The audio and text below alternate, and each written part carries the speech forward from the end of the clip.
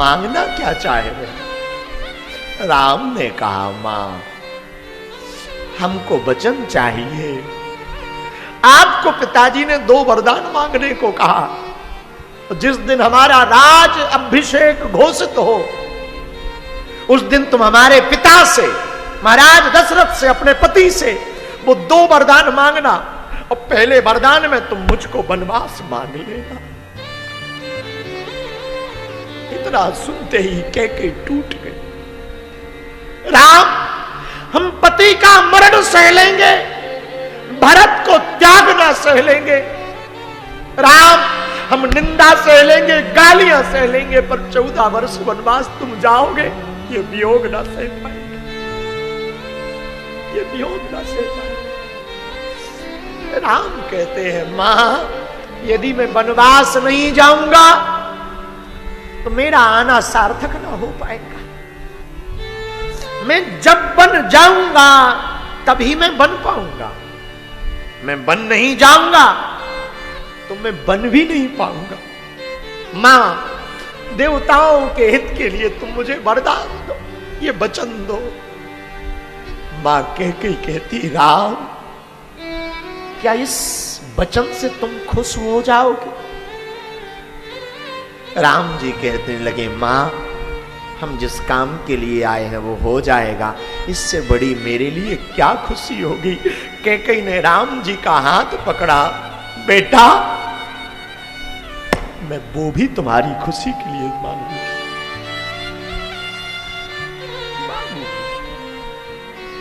इसलिए पूरे जीवन काल भरत ने मां को मां नहीं कहा, पर राम जी ने सदैव मां कैकेयी को आगे रखा, आगे रखा।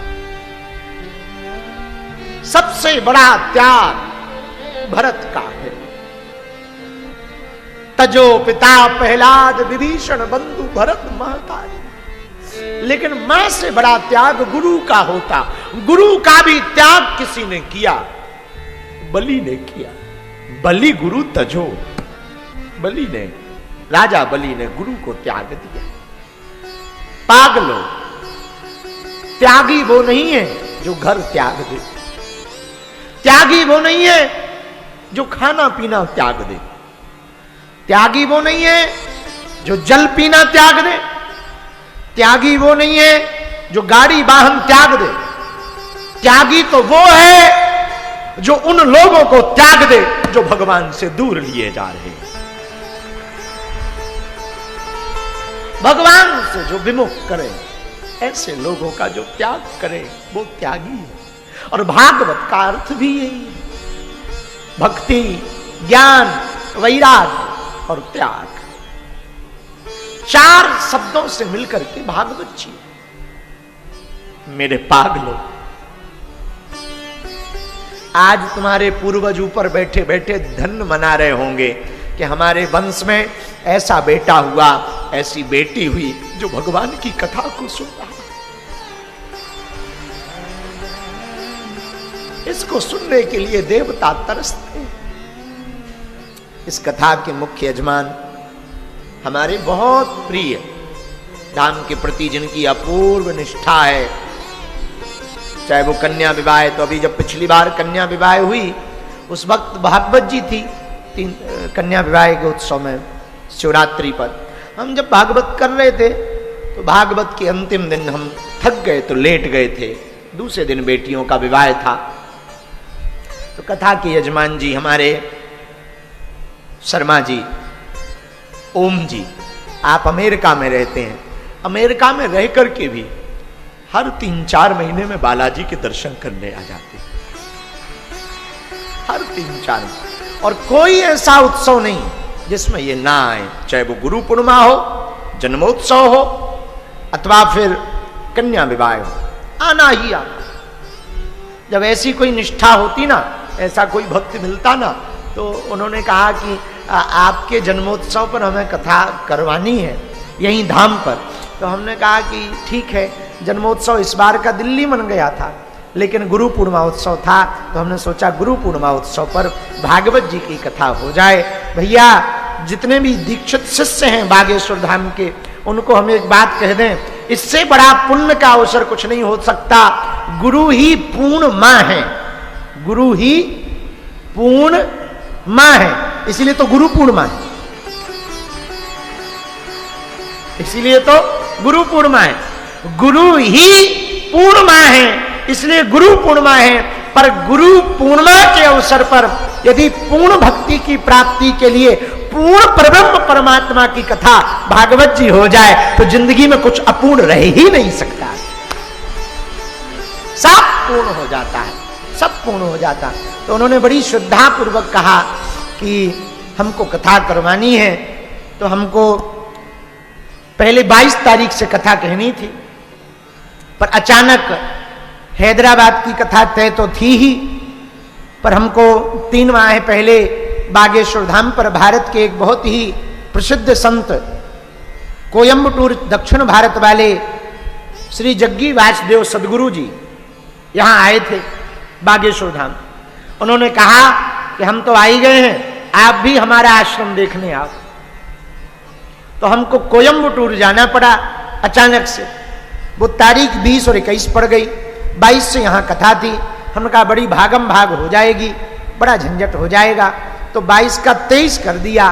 पर भैया आज हम अपने धाम बागेश्वर धाम पर ठाकुर जी की कथा कहकर इतने गदगद हैं कि इस कथा के मुख्य यजमान जी के लिए हम इतना ही कह सकते कि भगवान ने इनको जो संकल्प दिया कथा करवाने का, जितने यहाँ श्रोता बैठे हैं भगवान सबको इतना सबल बनावे, धनवान बनावे कि तुम्हें भी कथा करवाने का अवसर ठाकुर जी देंगे।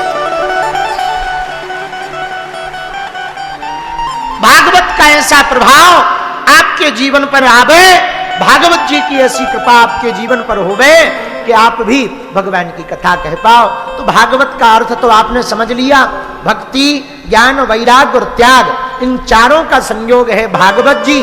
और भागवत जी की कथा 7 दिन की होती है। कितने दिन की? अच्छा 7 दिन की ही क्यों होती? क्योंकि जिंदगी में दिन भी 7 ही है। कितने दिन है?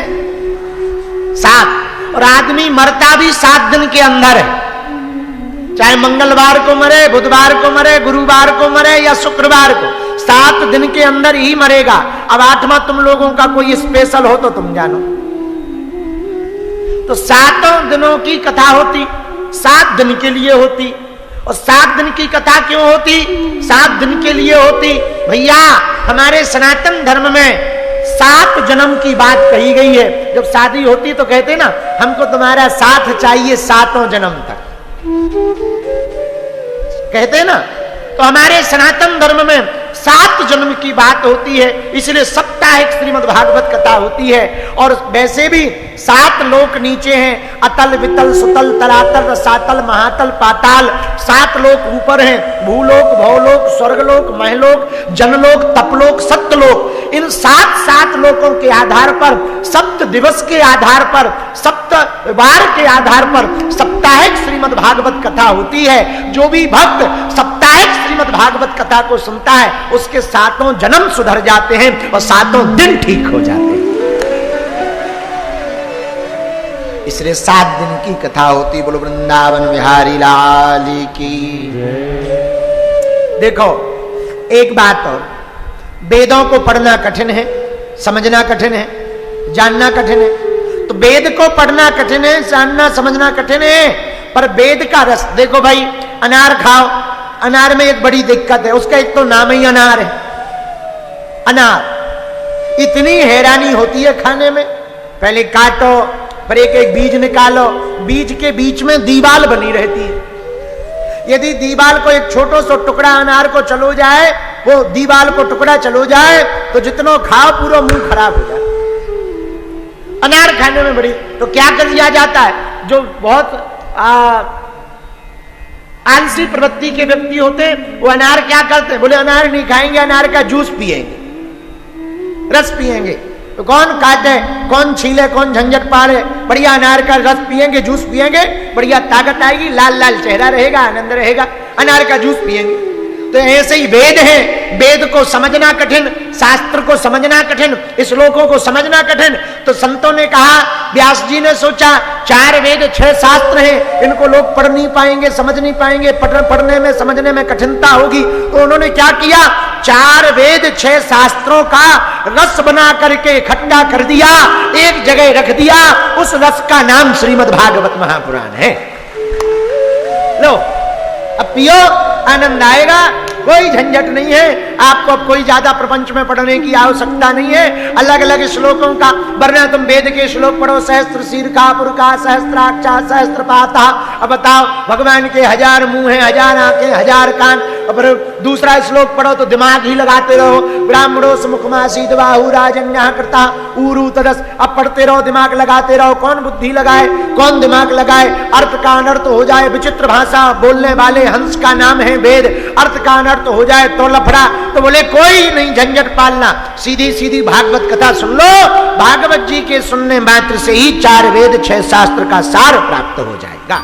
इसीलिए देखो, हमारी गाड़ी में ब्रेक नहीं, इसका मतलब ये नहीं कि हनुमान जी ने सिद्धि या शक्ति दी है तो हम किसी की बेइज्जती करें। नहीं, ये तो उनके लिए है जो कहते सनातन धर्म में क्या ताकत है, उनके मुंह पर तमाचा है बागेश्वर बालाजी की शक्तियां।